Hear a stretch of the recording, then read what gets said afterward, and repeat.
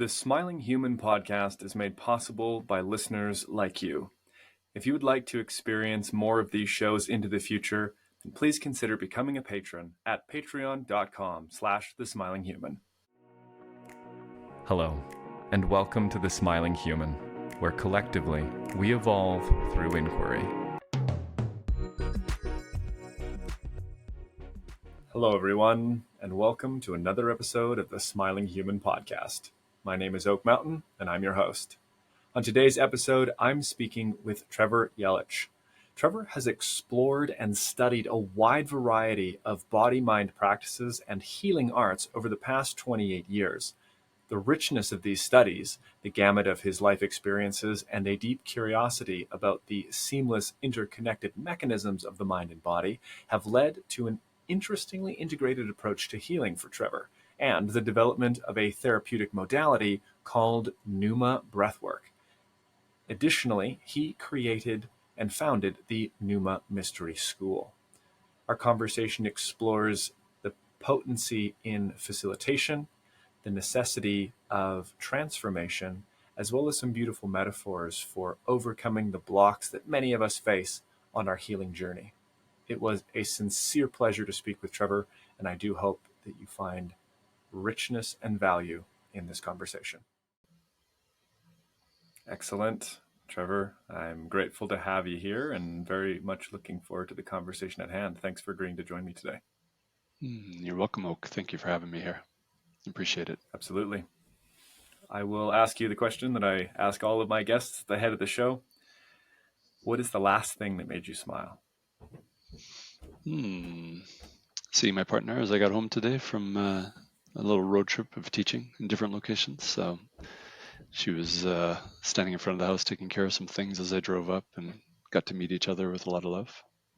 So, yeah. Oh, that's beautiful. Yeah, that's great.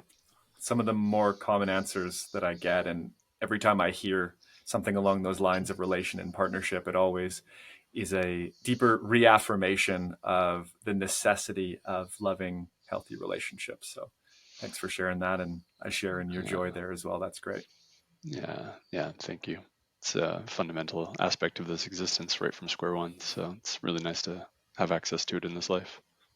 Mm-hmm. Couldn't agree more.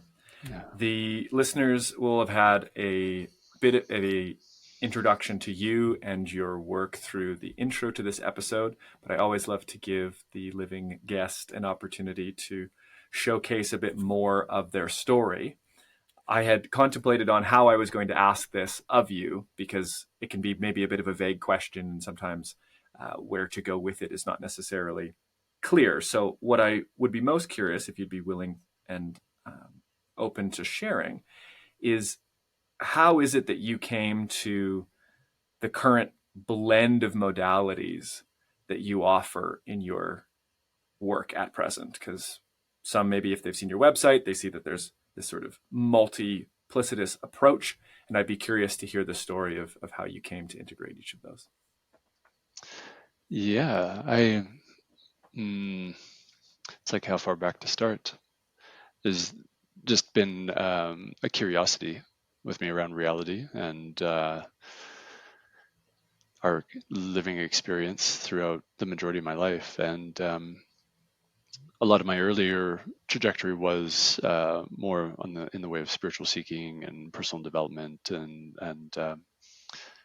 I went through numerous, like what some people would refer to as spiritual experiences along the way. And the interesting thing was that as I cracked open into those territories, dissolved into those territories, whatever word best to fit each of those experiences, often coming out the other side of that temporary shift in experience, there was also some recoil and different elements of my identity, ego that would show up. And the more I got into myself in that way and exploring, the more it became evident that there were parts of me that were really wrestling and struggling with old paradigms, old beliefs, and I'm back in the weeds. So it's like, yeah, just the more I explored myself, the more I got curious about the healing side, because it really didn't start on the healing side. It started more as like development and moving forward, expanding and opening up into new possibility, and that threw me back into the past. And the more I got into mine and explored and was supported by really beautiful people and pointing in particular directions, the more it became very natural to turn around and offer it to others as well. And that became a source of continued development for myself and exposing things. And it was ended up being in service to others, but it continued to be my own process as well. And the more I dove into that, the more each modality I encountered and started to apply, I also ran fairly quickly into what appeared to be the edges of what was possible with that modality, and it just kept me asking questions of what else is required here, and also social conversations. I mean, the more trauma was being navigated and pointed at, the more attachment pieces were being pointed at and clarified. I would find more teachings and more things to apply to myself and to support others with. So it it became kind of a mutt, so to speak, and a retrofitting of ideas. It wasn't like I went through an education system that had that all laid out for me in advance, studying it and then finding some culmination point where I was ready to go offer. It was much more of like applying what I knew, finding its limitations, asking questions, and then studying, researching, finding people, and then bringing those in and integrating them and then applying that and continuing to evolve, which is happening right to this day as we speak. So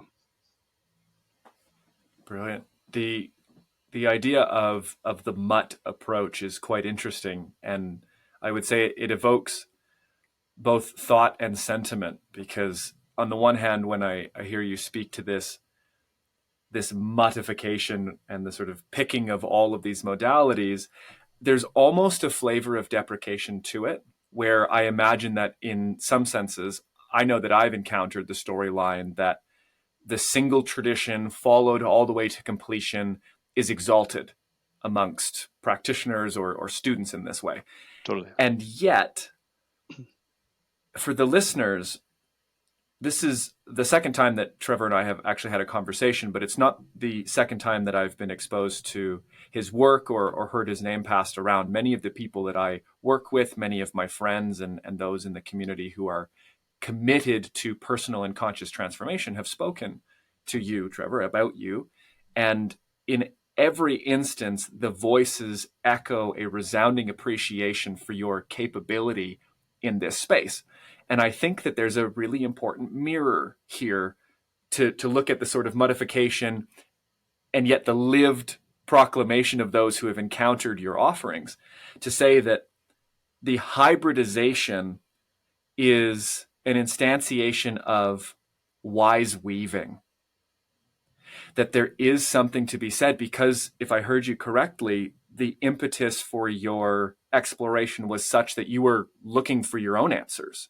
You were moving forward and going, how do I uncover this? What is the potential of reality? I'm really curious. I want to know more. Wisdom seeking, curiosity seeking. And that the recoil directed you to the specifically personal impediments to that kind of growth present for Trevor at that time. And that then is a course correct. And it's a course correct that has implicit in it almost a flavor of, well, I need to pick the things that work best for me, because if they don't, I can't use them and I don't know how to apply them or offer them to others. So I envision this and would sort of sum it up to say that I recognize a transmutational wisdom in having contacted all of these different traditions and passed it through the tunnel of your own learning in that sense, such that you're able to relate to and relate it to others. Yeah, yeah. I'm following you on that. The interesting thing is, I'd say that when I hear you say something like finding out what works well for myself and kind of distilling that and potentially turning around and offering it to others, at the end of the day, yes, there are certain techniques and approaches that I've applied for myself or that I received from the grace of the creator, so to speak, and from teachers along the way. Um, and I have turned around and offered them to others, but I would say that that is secondary to the curiosity about what I actually require, and actually differentiating from other people and going, okay, like I have tools and techniques, but how do I offer them in such a way that actually gives people the space to actually discover what they require in that, as opposed to being dictated to in that way, as if I know their system better than they do, or what they need better than they do. And this is one of my, you brought up traditions earlier and how they can become exalted to see them through to the very end, decades of experience in this particular territory. And the titles associated with that, the hierarchy in a sense, it's associated with that.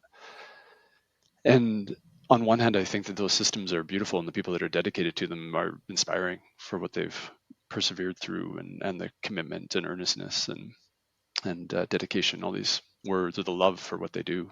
You know? And at the same time, there's something inside my system that's like, those are somebody else's answers. You know, we could say they're the Buddha's answers. A lot of the teachings have come after the awakening, so to speak, and are attempting to maybe help or point at something. But it's like I'm always been more interested in doing what he did, as opposed to following the words or the teachings that have been handed down for generations. And I find that those are two different things. So I've received teachings from a lot of different traditions over the years, but I'm trying to make sense of them in my own system and not just take them as if that's exactly what I need to be doing. Which has been slippery, because sometimes it feels like I'm dwelling in territories for a long time and feeling a bit lost, because I'm like, how do I make sense of this? What do I do with it? And what is it for me? And how, like, is it my own mental game within reality that's kind of twisting and turning with it and actually spinning a bit? But the thing is, after that digestion process is done, I typically walk away with an embodiment of it, of a sense that's clear to myself, and it's not just a understanding or a memorization of somebody else's teachings that I continue to try and reproduce. So I hopefully am speaking to that clearly enough to basically illuminate what I endeavor to do with others is actually support them in being learners, and not learners of my answers, but learners of their own discoveries.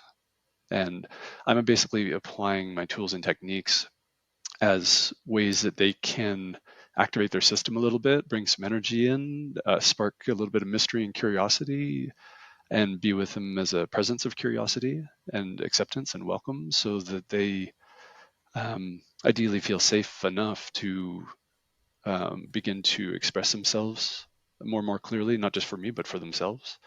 And yeah, just discover their own truths and what they need in that moment. So, and then how to turn around and potentially offer that to others, because I do a bunch of facilitator training. So it's like, how do we reproduce that? It's way easier to hand down a set of like, here are your 10 practices, and this is what we do. And, you know, everything's itemized. And it's like, people that have 30 years of experience teach to the people that have 20 years of experience. And we have people coming into the mentor programs that are the decades more experience than I have in a lot of these territories.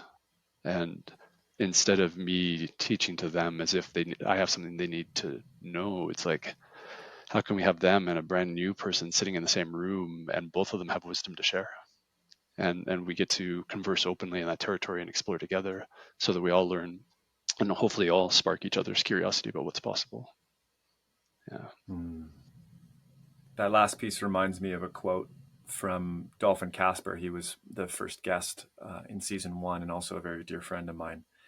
He speaks about orienting in each moment towards the well of deepest wisdom. So rather than, like you're saying, offering forward an IKEA's likeness of building instructions, here's what we're going to do, in what order, with what pieces, it's more about recognizing that curiosity, which you did name, is the vehicle by which we come into communion with truth. And this really points me towards the bridge between what we might call universal wisdom and individual necessity. So on the one hand, like you were speaking to Siddhartha Buddha and the Dharma, there's a universal aspect to that wisdom, where he is saying, for all humans, it is the case that the cause of suffering is ignorance, attachment, and aversion, and that you can get past this through overcoming these ignorances. That's true for all beings, he says. Great. And yet, being that what you're speaking to and the work that you're doing, so far as I understand it, is really honing in on what I would describe as the unique subtleties of the individual's expression and experience of self and experience of life. And so there's a bridge there, And to stay in alignment with the Buddhist sort of ethos for just another moment, there's a theme or a concept called upaya, and I've mentioned it in previous podcasts, and it roughly translates to skill in means. Skill in means. Essentially, if one is well versed in upaya, they are capable of translating the Dharma at the level of understanding of the person with whom they're speaking. And so when I'm thinking about it in this therapeutic context, and you're speaking about words like digestion, the word integration comes to mind, applicability, resonance with the individual. That's where that upaya comes into play, where I know that, okay, asking questions is helpful. Biofeedback is helpful. Regulating the breath is helpful. There's all of these different pieces that are necessarily useful on the universal scale. But for this body, this heart, this emotion, this sensation here and now that's in front of me, what is it expressing? And can I, as the facilitator, translate that expression in a way that would evoke from me a response that most suits the needs of the moment? Is that a fair recapitulation? Yeah, very much, very much, and a lot of that is initiated in a really simple way of mirroring, of reflecting back what's going on, as opposed to immediately trying to make something different. It's like making the existing presentation really okay, welcome, and then discovering together where it needs to go from there, right? So it's to yeah, I do my best at and I still fall prey to my own catches here and there, my own little snags, but I do my best to really just be with the person that's showing up and assuming that they're in the right place at the right time. Yeah, Mm-hmm. yeah. That reminds me and offers a meaningful starting point for an inquiry that we had spoken to in our initial pre-recording conversation. When you're speaking to what sounds like the acceptance and recognition of the okayness of whatever's being presented by the individual, the word acceptance comes to mind, comes to heart. And the concept or the idea of exploring what necessitates or supports or nourishes that therapeutic process, Mm. that element to me is paramount. Mm-hmm. That what is here is okay. And I'd be curious what other aspects might we speak to if we are being maybe perhaps a little bit more universal about this therapeutic process that go in supporting that kind of transformation. Yeah, I think there are a variety of things that come up pretty quickly, but there's one that I want to tag to right away in the sense that it's really easy to come into a therapeutic process with the idea of needing to fix something as if something needs to be different. But I would say that to use a little bit different languaging than what was already used around the Buddhist teachings, the difference between what we want this to be versus what it actually is tends to be commensurate with the degree of suffering that we're experiencing. When it's equated to needing to be actually different in this moment right here, it's like we've lost all space and time around it, and we've blended with our ideas, our idealizations, our hopes, our anticipations, expectations of what it should be, versus the reality of it. But the interesting thing is, even though we're meeting each other in acceptance as as paramount for a successful therapeutic endeavor, and really I would say for any human like relating and learning process together in creation.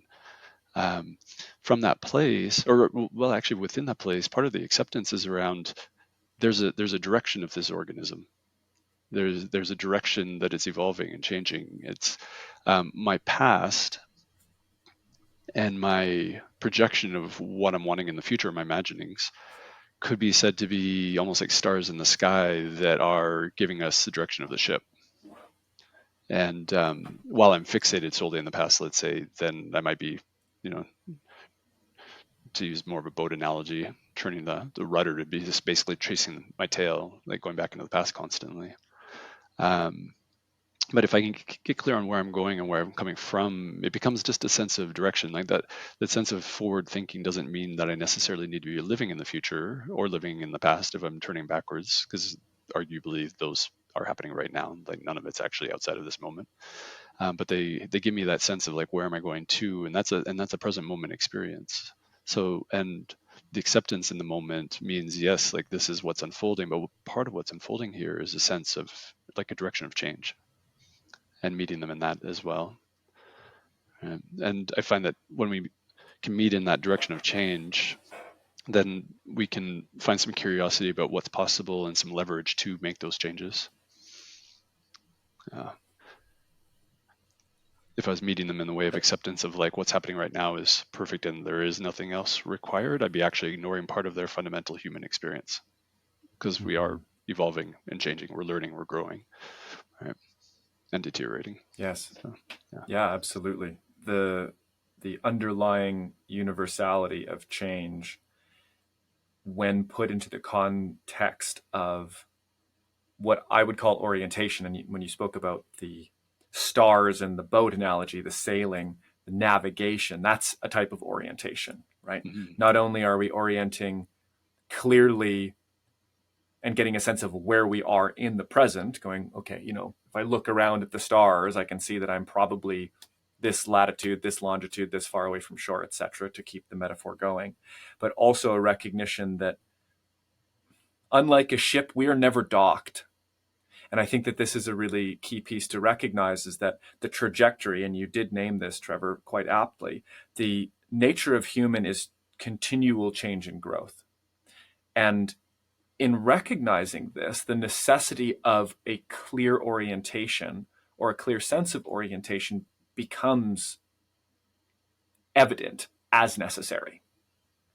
And this is an interesting piece to sort of explore, because what it sounded like you were saying is that as the facilitator, you're holding in heart, holding in mind, holding in awareness that there is a trajectory, there is a vector of change that this system is primed towards, that I would say is underlined and fueled by the natural wisdom of the body. And in some senses, I speak about this in my coaching and the people that I work with, that the body's wisdom far exceeds the mind's reason. And that when we start to recognize that the body is consistently working to orient itself into a state of regulation, homeostasis, openness, and receptivity to the world, that all of the doors begin to open in the mind, where we say, okay, it's not about me getting somewhere.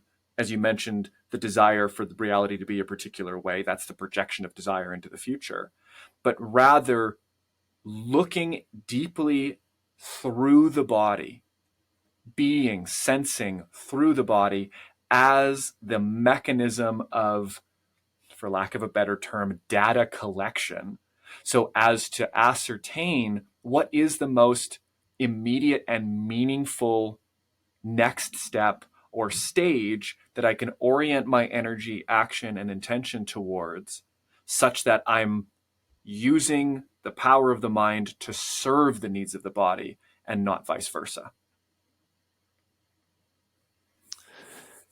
Yeah. What you're expressing has me thinking about, well, just that dance, that play between imaginings and what's possible in the mind versus what's happening in the body. And there are lots of teachings from various people on both sides, like purely somatic, that's underlying everything. And then there are people that are saying that we have absolute creative power with our imagination, and anything that we dream of, we can manifest, maybe to an extreme, depending on who's teaching that part. In some sense, it's almost the difference between being completely subject to the impulse of life and this body and its biology, and that we're constantly reacting or responding to that, versus being absolutely just the creator that's leading the show, period. And it's a curious place to try and land in the middle and dance in the middle as a co-creator, where it's like there is that fundamental somatic impulse. There are the not only the potentials but the lived histories that are trying to repeat themselves in some way through the body, and potentially that again, that starlight of the imagination that can actually see something a little bit different.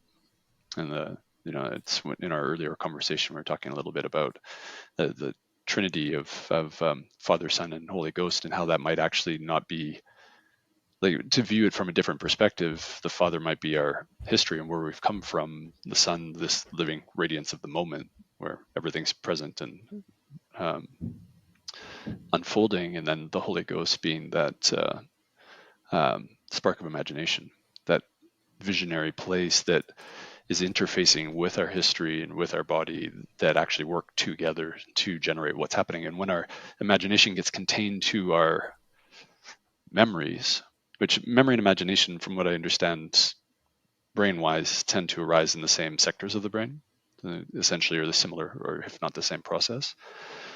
And I wonder, if memory is literally just an encapsulation of imagination based on strong experiences, where it's like, this is essentially what I have to imagine now going forward, because this is the only possibility, given that strong experience I had. It's like, it's the only way that I'm safe. It's the only thing that I can expect if I'm going to navigate this life okay. And we basically restrict our imagination, and we therefore restrict our guidance through that dark night by limiting our imagination.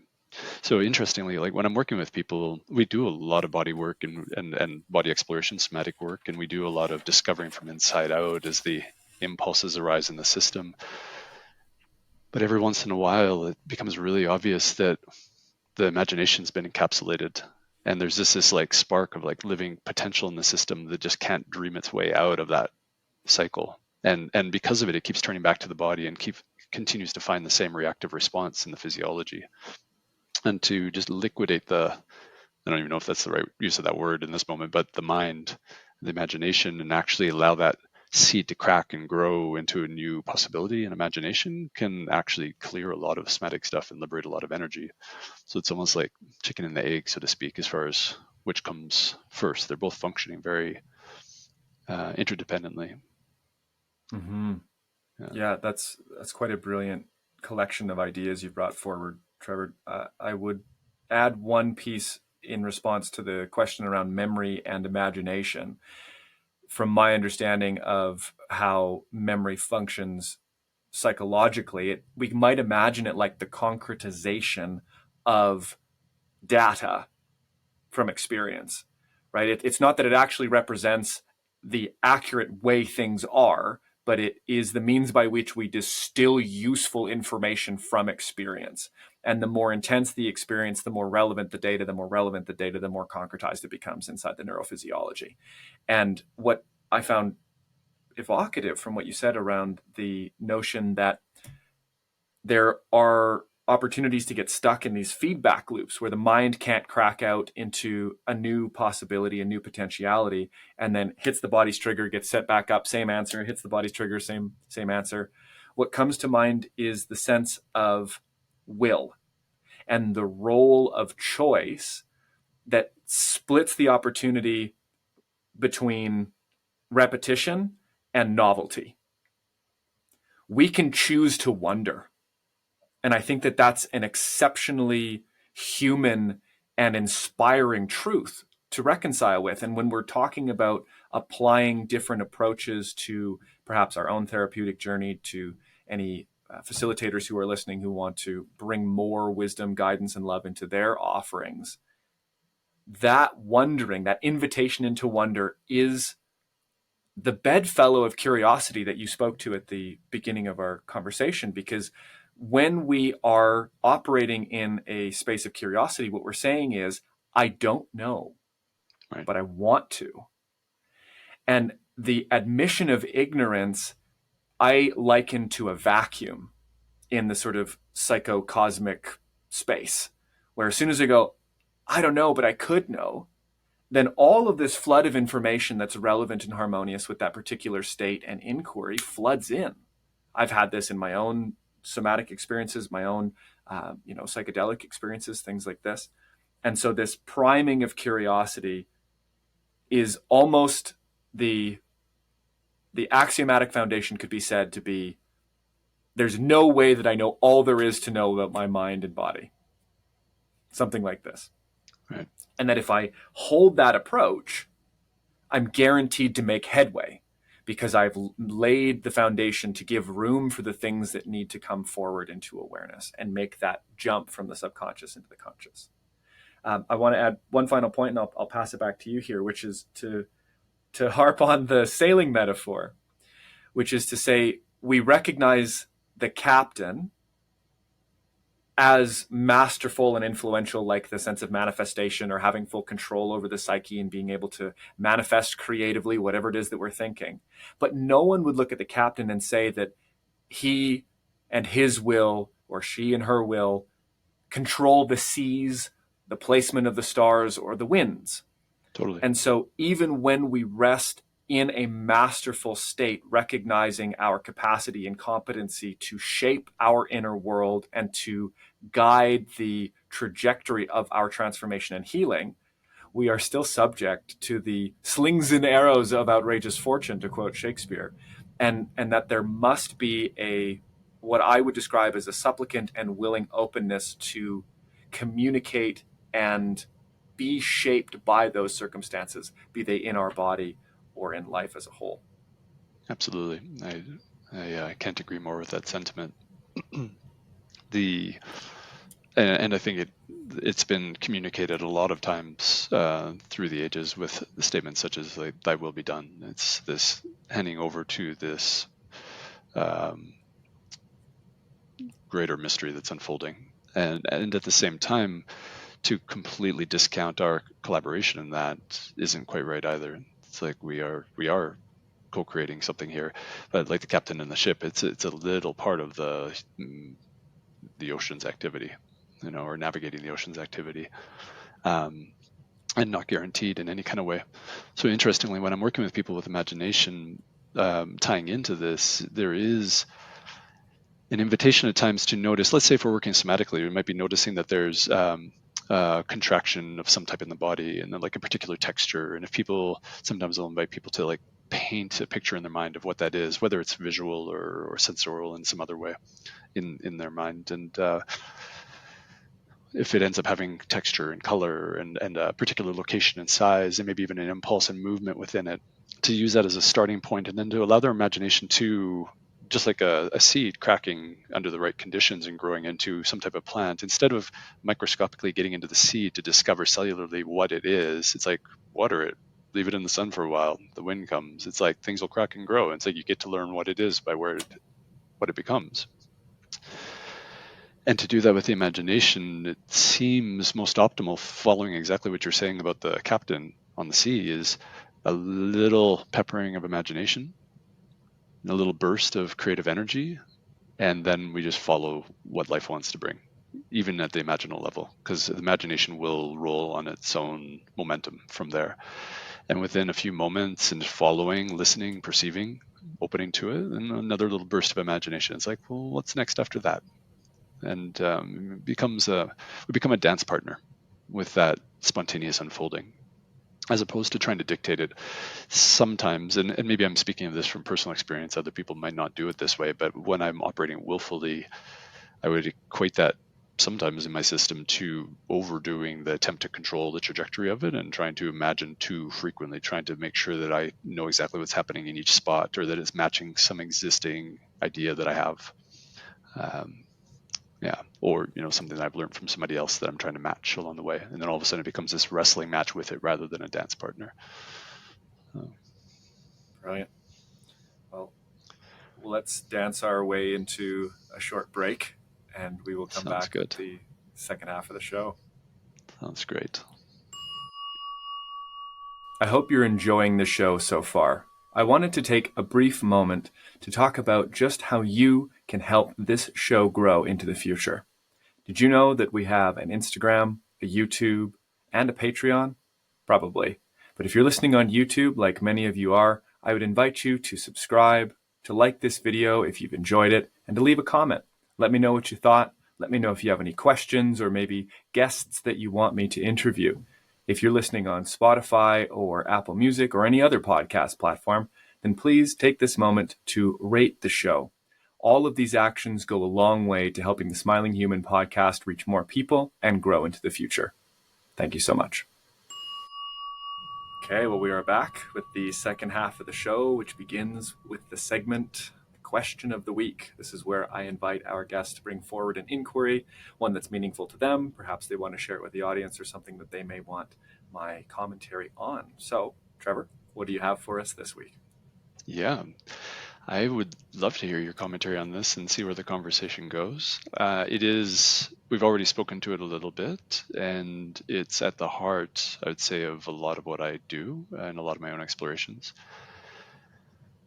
And that is, the question is like, what is it to learn? What is it to learn? If I may provide just a little bit of extra verbiage around that, I would consider the healing process or the therapeutic process, instead of it being a process of fixing things, that may appear to be part of the outcome sometimes, but I would say even prior to that, it becomes a question of like learning something new, learning about what's transpired, understanding things. And we talked earlier just a little bit about traditions and potentially learning traditions or learning things that other people have said before as one way to potentially take on information. But is that true learning, or what is it actually to learn? It feels like a really fundamental aspect of our lived experience. I wonder if all of us in our very nature are meant to be shapeshifters, and that we were born as shapeshifters in the sense that our systems are adapting to our environments. We're learning new things. We're experiencing things with family and the environment, and we're actually cultivating capacities to blend and merge and operate with the environment. And if we switch to a different environment, that same thing happens, that we start to shift skills, shift ways of seeing things to meet our new environment, you know. And so we're fundamentally like shapeshifters in the way that we fundamentally learn. But those are kind of my ideas that I'm holding, and I'm just curious. I'm curious about what it is to learn. It feels so valuable. Mm-hmm. Yeah, speaking to someone who's absolutely obsessed with learning. So this is a great Perfect. question. Right. The first thing that came to mind was the integration of truth as a definition of learning. And it's going to take a little bit of opening up here. So let's see what we can get into. So when we're talking about truth, capital T truth, we are looking at something that is universal and self-evident. This would be existence. Being as a principle, as it is a self-evident universal truth. And then we have all the little truths, which constitute the data that we gather through the various interpretive lenses that we have and that we use to discern meaning, distill meaning, make meaning from that data. And so when we're talking about learning, one of the key pieces that I think differentiates maybe false learning from true learning is functional applicability. And I think that this also is what distinguishes knowledge from wisdom. So if we're having just baseline learning, like we might see in a very traditional scholastic environment, maybe it's changed now, I've been out of school for some time, but the intake, retention, and regurgitation of data points, right? Memorizing dates, memorizing names, memorizing formulas, I wouldn't call that learning, right? I would say that that's data input and data output, and that constitutes knowledge. It was Jonathan Vervaeke, who introduced me to the idea, which is the distinction between knowledge and wisdom. And wisdom is knowing what to do with data, knowing what to do with knowledge. And this ropes around to our memory point, because memory is an integral process of the learning adaptation, we might say. Our capacity to retain something is how we are able to use it. But it's not just in the retention. Learning takes place and memory is ingrained much more strongly when we are in the act of repeating or expressing that into the world through the body. This is where we learn more thoroughly. So the functional applicability of knowledge is the outcome of learning. So then learning itself is the intake, retention, and accurate contextualization. Ooh, that was a tough one. Accurate contextualization. No, we're just going to stumble right through that one. Of that data.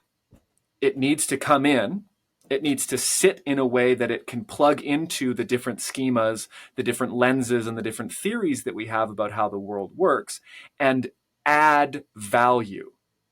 What the hell do I mean by adding value? What is value? Why is anything valuable? It's value insofar as, from an evolutionary perspective, it would produce a greater likelihood of survival, a greater likelihood of reproductive success.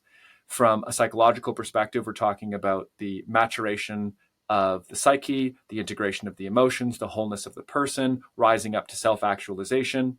In a sociological point of view, we're looking at long-term sustainable peace, stable social structures, the benefit of the plenty being disseminated well enough, not in a communist sense, but such that those who cannot give to themselves, who are less fortunate, are still able to be lifted up by society. All of that is a meaningful output of it.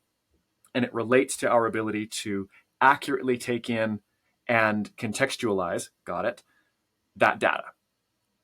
And so when you're talking about it from a therapeutic context, not to harp on this forever, the data that we're receiving, which I think is so interesting, is body-based data. And it's where the mind takes that secondary position, right? In a sense, because at least this has been my experience when we're talking about it from the somatic perspective, we're not bringing the data of the mind to the body and saying, body align.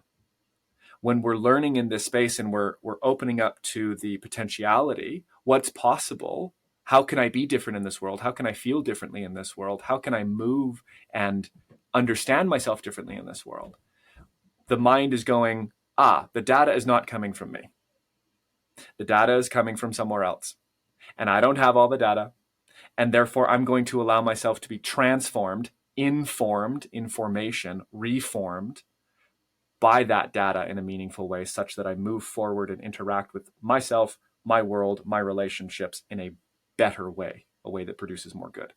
I'll pass it off to you. Yeah.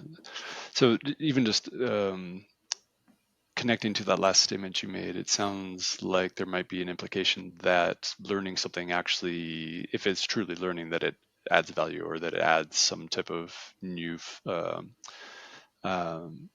fluency or fluidity to the system, that it is a gain, especially therapeutically speaking. It's interesting, and I'm just going to maybe snag on to like a couple of the things you said, because you said a wealth of things there. It's interesting to consider that even just learning in other traditions ideas or principles, or learning the things that our family expects from us, like I would in some ways I would agree that it's not learning. For me, learning is hovering somewhere in the midst of like, what is it to even actually learn rather than just adopt data. And at the same time, from another perspective, maybe that is a form of learning where it's like I am taking on specific information at school, let's say, because this is actually how I fit in with everybody. If I learn these data points, then I am actually functioning in a way that's the norm with others. And if I do it really well, then I'm like, extra normal, super normal, and I'm safe then.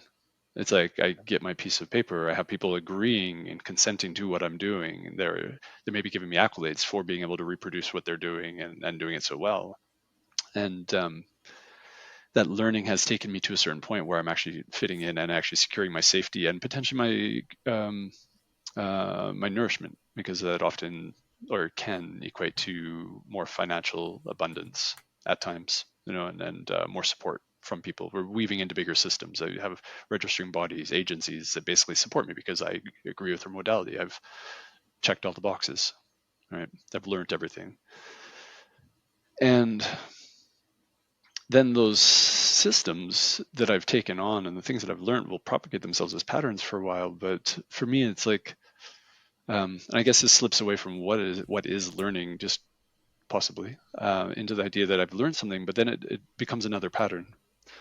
And is it a matter of allowing that pattern to play out? Because there is actually efficiency in being able to reproduce things for a while until it's no longer fitting the environment or the needs around me, and then it's time to learn something new. And if I continue to try and reproduce it as if that's just got to be the way it always has been, so it needs to continue to be the way it always will be, then all of a sudden I'm creating a frictional pattern. I'm starting to suffer more and more.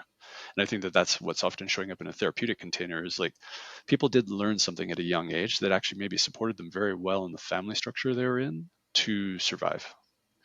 And when all of a sudden they're surrounded by other people in their life, they might start to realize, well, first off, that something's not quite working here. Like my worldview is not matching somebody else's. Somebody else is being really kind, but all I feel is anger in these moments. What's going on? Like we're not getting along right now, and this is not functioning. And it's like I think we need to reach a critical threshold of that incoherence or lack of coherence in the system to feel the earnestness in actually wanting to learn something new. And that's where somebody like myself or yourself or others might step in and say, hey, I'll support you in learning something new. And the interesting edge of learning for me is like I don't exactly know what that is yet. Like that gets to be a little bit of a mystery because it's got to come from inside out, but we'll figure this out together. And it might feel a little liminal or in between for a while. It's like, where are we going here? Not too sure. And that opportunity to learn something new that seems to be more in agreement with them. But then it becomes this interesting question because it's really easy to source other people for that information again. Because if I'm on the therapeutic side of things where I'm going, I know exactly what you need to be doing. You do this and this and this. I'm basically repeating that old way of learning where they're adopting other people's ways of being. They're trying to fit into a new community and adopt those new data points. But then they are operating at that pattern and they're going to run into complications again at a certain point because that's not going to match other zones in their life. And it's such a, or other sectors of their life, it's such a standard or normal way for humans to learn and to fit in. And I don't even necessarily want to disrupt that. But at the same time, it's like, I guess I want to say like, what is it to learn? But also it's like, how do we ease into the, how do I want to say this? Not even ease into the learning, but how do we move into it with some grace? How do we move into it as like less and less of an actual expenditure? Because it can take a lot of energy to learn something new. Right? So there can be a lot of resistance and a need for a lot of incoherence or disruption in life before we even invest ourselves in learning something new. And it's like, can we make that more graceful? Can we actually embark on that at an earlier time and do this more easily, and patiently and lovingly rather than waiting for things to become just too much. And maybe that's what traditions are for in the sense, to wrap it back around and maybe make it more confusing. Maybe there's like, hey, you are going to run into these problems. Start practicing. You've got some decades to work that out before you run into chaos. Yeah, some great points. The question around grace to me speaks to the ironic, almost antithetical position that two meaningful aspects of our developmental neuropsychology occupy. And so on the one hand, you touch to the point that most of the impediments that we have to self-development are the consequence of things that were really helpful for us to learn when we were young and helped us fit in and survive and stay safe inside of a family unit in the time where we were most vulnerable. I love that you said that. I say this to my clients all the time. Like, I wish I couldn't do that. I was like, thank God that you did, because if you hadn't, you wouldn't have made it this far. So let's remember this. So on the one hand, that aspect of learning says we learn to survive. Great. When we get to the point that you're describing, Trevor, where we now are faced with the inadequacies of the lessons learned, given the newness and the difference in the context in which we find ourselves now, the new present, two things are taking place. One, we still need to learn to survive, but that which needs to be unlearned has to die. Literally, a part of ourselves has to die, has to be unwritten, unwired. And the antithetical position that I was speaking to is a willingness to allow self to die when that which is requesting or requiring death supported survival. And so there's this really strong push-pull. This thing kept me safe. It's useful. I need to hold on to it. It's what allowed me to survive. And yet it needs to die. But if it dies, I die. And that's where this trigger system that we see comes online all the time when we're confronted with the release of these old patterns. It hits that really deep piece. I'll close and pass back to you by saying, I tell people that the most valuable thing I ever learned in all of my studies at university was I learned how to learn. And that made the difference for me. But I'll pass it back to you. Yeah, thank you.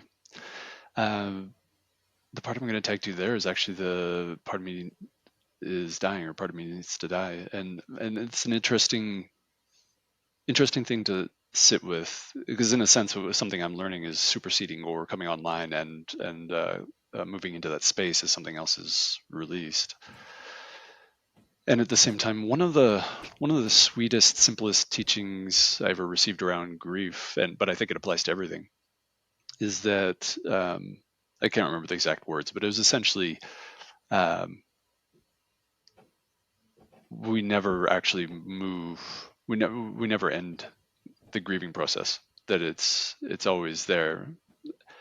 We just grow beyond it. We grow bigger than it. For me, like when older, I don't hear these phrases used as much these days, at least in my circles. But in years gone by, it was like expand your mind. Was kind of a big statement. And for me, that's the same thing. It's like we have an existing experience right now, but tomorrow I will be adding new data points. I'll be adding new information and new experiences, and who I am then will actually include who and what I was today in the experiential sense, relative sense, as a subset. And when I'm looking at, well, part of me is needing to die here to be able to move on or grow, is that the way that I might label the tearing apart, in a sense, the blending of my identity of who I am in this present moment from what I think that I'm carrying along with me, as if it's still true, and I'm actually like, it's almost like the tissues tearing apart a little bit, not to die, but to actually differentiate. And in the differentiation, the past and who I thought I was and what I thought I was up to and the experiences I had don't go away, but they get to reside as a subset. They get to reside as part of a much bigger lived experience that's superseding it and growing beyond. The ecosystem is much more vast now. And then I'm free of that experience, but it doesn't need to be gone. It's kind of like being free of the couch I'm sitting on. It's like I can get up and walk away from it. It's not part of me. It's like it occupies the space. I could move it to somebody else's house, or try to eliminate it in some way, but the material is still there, even though I might never see it the rest of my life. So it's to think of even like death and loss in those ways of like, whether it's mental data that goes along with it, the physicality of somebody or something. It's like it gets to actually be differentiated into its historical timeline and space, and my freedom and liberation from that has nothing to do with it being gone permanently. And then from there, once I've differentiated, in some sense, what I've done is I've reorganized myself more coherently around what's actually present now. I've put healthy boundaries around things. And for people that are living with trauma, those boundaries are really marred. There's a lot of merging or blending with like whatever happened in the past is imminent right now in some way, especially when particular sensations stream in, or a thought. It's like it's present, as if it's part of their lived experience, it's part of their identity. So there's a big sense eventually of something potentially needing to die there, or even like in a soul retrieval type way, something being reclaimed as if it was lost. But it really becomes kind of a matter of like healthy differentiations and boundaries being formed, so that this incredibly complex living system that's constantly superseding itself in every moment gets to be the priority. And for that to be almost a creative impulse onto itself as that freshness arises. Learning on the edge of that. That superseding reminds me or resonates with the concept of the recontextualization of experience or of ideas. I was reading last night in David Boehm's book, Wholeness in the Implicate Order. And at the beginning of the book, he speaks to how the word theory shares the same root as theater, and how it has to do with witnessing, bearing witness, or going to see. And so our theories are the lenses through which we view the world. And for those who don't know, David Bohm is a world-renowned physicist and one of the contributors to our understanding of quantum theory beyond many, very accomplished scientist. And so when you're speaking to this supersedence, what I imagine is taking place is that there's the necessity of recontextualization, which is no different than learning, given the changes that we're being faced with that emanate into grief, loss of a loved one, or change of a circumstance, or even death to self. I'm not the man I thought I was. I'm not the woman I thought I was. I'm not who I want to be, whatever it is. All of those are capable of being recontextualized, as you mentioned, by being introduced to the veracity of the present moment. And I think that the death trigger, or the nail in the coffin, to use an idiom, is when we recognize that our projected conceptions of the way of things contain within them the ignorances that lead to those depths of suffering. So, like if we were talking about losing a loved one, this summer I lost 2 uncles in 3 weeks. It was just a wild turn of events, and a third is quite ill at the time of recording. And with that, had I been 15 years younger, I might have experienced differently. But for those who don't know me very well, and this will be news to you as well, Trevor, that by the time I was 11, I had 10 family members or friends of family pass away in that I could remember from about 1996 to the time I was 11. That was the span. And so I got really familiar with death, grief, loss, funerals, sadness, the impermanence of life. And it was sort of a trial by pyre. Let's use a pun here. Trial Appreciate by that. pyre. Thank you. And so now anytime that a relationship is built, everyone that I look at, it be they family, friends, anybody, that impermanence is imbued in that. And when you're talking about the lesson that comes from it, how that endures beyond the physical presence of it, I think is such an essential component to that same therapeutic trajectory and process that we're speaking to. Because when we're looking at the parts of ourselves that are being dismantled, unwoven, dying, that we would grieve the loss of, the likelihood of it actually being as substantial as a loss as it immediately appears is quite low. It's likely that we have contextualized improperly or irreverently, in some of my cases, the pieces of ourselves such that when they do fall away, we are hurt by it. But at the same token, we're about to find out that there was much more orbiting that particular idea, much more that is genuinely informative about how we might continue forward on that trajectory oriented towards our well-being. And it's like, to use the cliche, you said expand the mind. Love and grief are 2 sides of the same coin, right? This appreciation is the same as the sadness we feel with loss, but there's something to be said about attachment and the dance of the yin and yang between relinquishing into chaos, relinquishing into the unformed. This is the curiosity, this is the connection and communion with that which is yet known, that forwards our learning, and the act of building theory, acting on what we've learned, reaffirming these ideas, right? So it's potent. It was sort of a large, broad picture in a couple of different directions, but that was what is evoked while I was listening to. Thank you.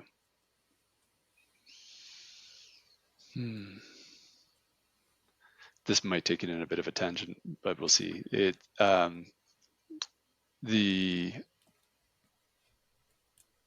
yin and the yang, when part of my history or part of my training is in Chinese medicine.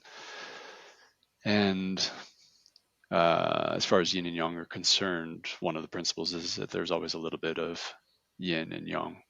And if that completely extinguishes in the way that we perceive it, it's because whatever seems to be consuming it is actually opening up into kind of what's next, or even a bigger system, which ultimately becomes another version of a dance between yin and yang. It's like there's always that opposite playing out in one way or another, and harmonizing, interdependent.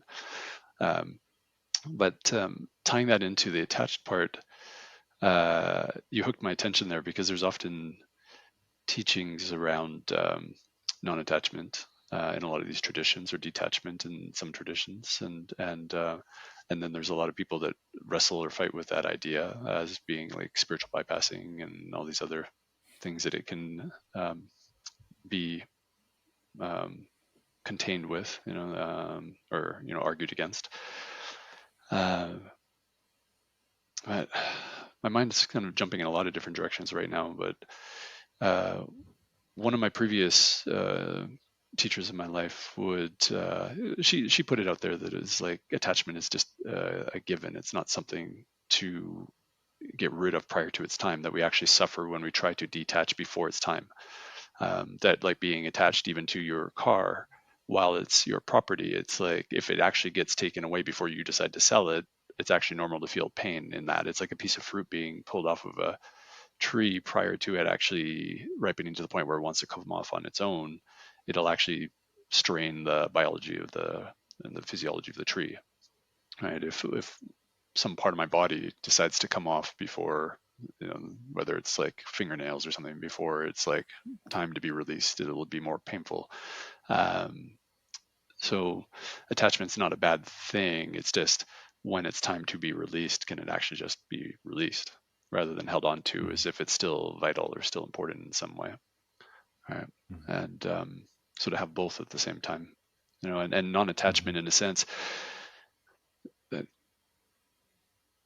you mentioned absolute truth earlier. And this brings me back to this point. It's really interesting for me to sit with a teaching like non-attachment in its purity, as if that's just the case and that's what we should strive for all the time. From my perspective, that was never meant to be a teaching on how we as humans are meant to be day to day in our operations relatively. That's actually a teaching that's just pointing at our essential nature. It's a teaching pointing at absolute truth that's meant to essentially shift our perceptions enough that we can actually recognize what and who we are beyond all of relativity, which, when recognized, it actually conveniently doesn't affect anything in relativity, because it never had anything to do with it in the first place. Absolute truth doesn't actually have any conflict with any smaller t truth. My essential self, or what and who I am beyond all relativity, has always been non-attached. It's been so non-attached that it's allowed for a lot of attachment. It just doesn't even, to say that it doesn't care wouldn't even be doing justice to how much it just has nothing to do with it. So attachments can happen abundantly in the midst of resting in a fundamental state of non-attachment. Right? Peace can reside in the midst of there being rage or sorrow. It's like they don't compete. The only time they compete is when I think that peace in its essential nature is actually a relative experience. Right? Or that my joy or love is a relative experience, and then it's in competition with, I've placed it in relativity, and I'm competing with the throes of my other experiences, and I have preferences, and I keep wrestling with which one I should be holding on to, or which one feels better. But those teachings of non-attachment, those teachings of whether you're moving beyond identity or resting just as love, it's like those for me are pointing to the very core of things, that when you go far enough into that core, have nothing to do with, they're not in competition with any relative experience. They're just, it's of a totally different order. Yeah. And tying it back into learning, as if that needs to be a relevant thing that we turn back to right now in the midst of this conversation, I would say that, or maybe ask the question, is learning really just of the relative? Because in the midst of recognizing absolute truth, there's really nothing to learn. It's setting aside anything and everything that I've ever thought or perceived, or everything that I ever could have hoped for or anticipated or received from anybody else, is setting everything aside and just recognizing what's left. And it's not a learning experience, because there's nothing there to actually be learned. It's a very simple recognition. Yeah, the learning is definitely a necessity put forward by context and the context of apparent division. And so Right. as it relates, yes, we can dwell in absolute truth and sit in satsang or detachment and have these types of things, but to take it even a step prior from learning to this therapeutic process, there's a really beautiful sort of undercurrent from what you're saying, Trevor, that when we are approaching these moments of personal death, personal transformation, learning, discovery, revelation, whatever word we wish to use, there is a golden thread that one can, I'm going to use really hard air quotes, cling to throughout this process, which is that truth of being. It's like I can be in the storm, in the tempest. I can be in the midst of change. I can be in and with the grief and challenge of letting parts of myself fall away. And yet there is this continuous, this contiguous, ever flowing presence inside that almost anchors a stability that can guide that process of orientation. And Yeah. so the learning is always going to be contextual. And yet that supersedence, I think, really speaks to coming home to that which is universal in self. And from that place, I mean, all learning, all healing is possible. Yeah. Yeah. And if I heard you well there, um, and maybe it's just a restatement, it's essentially that in recognizing ourselves and kind of coming home in those ways, we're locating a deeper sense of coherence and safety within our systems that really allows for us to relax into actually being creative in moments that are charged or really difficult. That it's learning the capacity to learn and to actually enact or embody our creativity seems to be really linked to whether or not we're actually welcome, actually feel like we belong, actually are feeling safe enough for that movement to actually come forth. Otherwise, we're kind of in a defensive positioning and battling for that safety. So yeah, like at the end of the day, maybe those deeper movements of inquiry and that recognition of those fundamental truths are actually establishing a much bigger well of safety to actually remain creative for that learning process to unfold within. Mm-hmm. I would agree with you completely, and also say that it has that what you have just said has been validated by my own lived experience, and so that's definitely something. Uh, Trevor, as we come to the close here, I'd love to give you the opportunity and give the listeners an opportunity to know where they can come to experience your wisdom and offerings more. Where can they find you? What have you got going on? Give you the Ah, microphone here to close us out. yeah, thanks, Oak. That's a little bit of a complex pool as well. So I do see private clientele. I work one-on-one with a few people here and there. My website, which I believe gets posted with this, currently it's trevordanielyelic.com. There will be a differentiation of that into a couple different websites that aren't totally up and running yet, but pneumabreathwork.com will have most of my group endeavors listed on there. I offer facilitator trainings for breathwork and other therapeutic processes.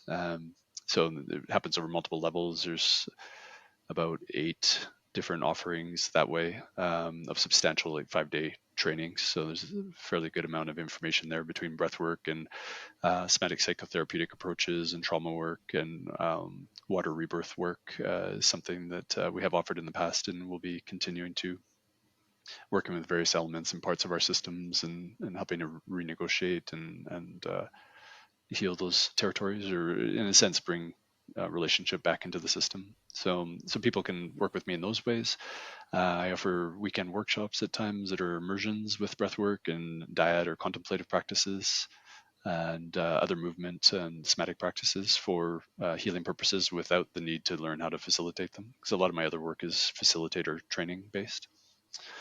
And yeah, periodic retreats, and I have recordings for breathwork sessions up on my website and on Insight Timer, and periodically do live breathwork sessions on Insight Timer as well. And yeah, I think I'll leave it at that. So, Amazing. Yeah. Yeah. And for all those who are inspired and feel resonant with what we've spoken here today and what Trevor has outlined in that little share, all of that information will, of course, be in the show notes and the description. Feel free to reach out. I'm sure he would love to hear from you. So, Trevor, thank you so much for your time, your insight, and your generous offerings today. I have thoroughly enjoyed myself, and I feel quite grateful for the conversation we've had. Thank you. Okay. I appreciate being invited on to the podcast. And yeah, I hope it serves all the people that are following your podcast really well. And blessings to you and to everybody listening. And that concludes this episode of the Smiling Human podcast. Thank you so much for listening. But before you go, I have 2 invitations for you. The first invitation is to receive a free gift. I've created a free insight journal. This is a 30-day self-reflection and introspection journal that you can download at no cost in the description below. Go have a look and join the journey. The second invitation I have for you is, if it feels within your means and possible for you, then please head over to patreon.com/thesmilinghuman. Becoming a patron will give you access to perks like behind-the-scenes footage and access to live Q&As with me monthly. You also get voting privileges to help pick new guests or to help guide other episode content. Truly, the support of listeners like you, paid or unpaid, goes a long way. So if you could like, share, subscribe, and give a rating on the podcast app, all of that goes a long way. Thank you to each and every one of you who's been on this journey with me. See you again soon.